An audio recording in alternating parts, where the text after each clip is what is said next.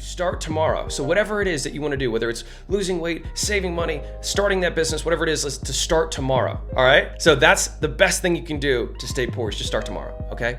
The next one is to read lots of books and then do nothing, all right? Because it's one of the, lots of people talk about reading books, and I see people all the time that I've seen for years in the exact same position posting oh yeah, I'm reading 52 books this year. That's my commitment. Instead of reading 52 books, maybe just read one book and actually do something about it. Crazy, I know. Number 3, take advice from poor people on how to be rich, all right? So think about that for a second. A lot of us surround ourselves, or at least I did when I was starting out, surround ourselves with people who are very poor, and we listen to their advice on how to be rich, and they have no idea what they are doing. And we also listen to their judgment on why our idea is stupid, even though they are poor. So what would they know? So number 3, take advice from poor people on how to be rich. Number 4, this is a big one. Pick a spouse who will make you feel guilty for working.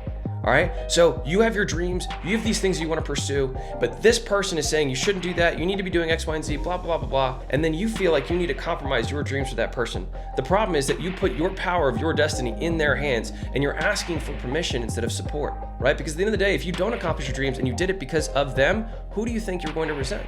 So you owe it to yourself and you owe it to your marriage to pick people who are going to support you in your dreams, even if they don't necessarily agree, right? But more easily, not put your power in somebody else, right? Number 5, fail once, quit forever, all right? So as soon as you do actually start to decide doing something, you fail immediately and say, oh, I guess this isn't for me. I guess success isn't for me. I guess business isn't for me. I guess sales isn't for me. I guess whatever the thing isn't for me because you failed once. But it's because we have an incorrect view of failure, because failure is a necessary part. And the thing is you learn from failure. And so it's either you win or you learn. But that is the 5th thing you want to do if you want to stay poor forever. Number 6 is think that the world is fair. So a lot of us especially me earlier on, like I would complain. I'd be like, that's not fair. This is fair. It shouldn't be this way, blah, blah, blah, blah, blah. And the thing is that all that complaining that I did nothing at all whatsoever. Did nothing. And so the thing is there's no activity that comes from blaming your circumstances, which just so happens to be the 7th one of how to stay poor is blame your circumstances and complain. All right, complaining about things that you cannot control. And the thing is like these sound so obvious, but think about these in reverse again. So if the contrary of thinking the world is fair is assume the world is fair, it's unfair. Assume the world is unfair, and then act accordingly. Instead of blaming your circumstances, you thank your circumstances for who you are and what they gave you. You are who you are because of the shit that you have gone through, right? There's a saying, your mess is your message, and I think it's a very beautiful saying, because how sad would it be to wish to have a life of ease and comfort? Because strong character is built through hard times. And so if we want to have strong character, we basically must have a hard life for periods of time or for seasons. And so we can't lament the thing that creates the outcome. You can't lament the heat and the beating of the hammer to strengthen the steel, right? They go they go hand in hand. And so we just have to accept them for what they are. And as for complaining, I think you can just accept and move on. So number 9, I covered 3 there. Number 9, expect the government to save you.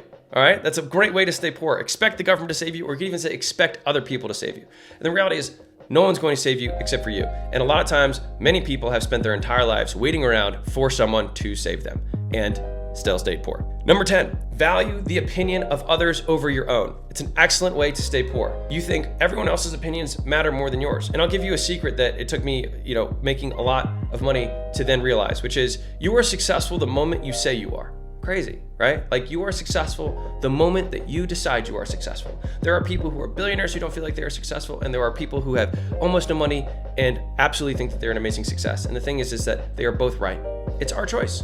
And I can promise you that if you try and give yourself a number, you will just move the goalpost. I promise you that from the depth of my soul. You will move the number and make something else the new goal. And once I am rich, then whatever. But it's a when-then fallacy. It's not true.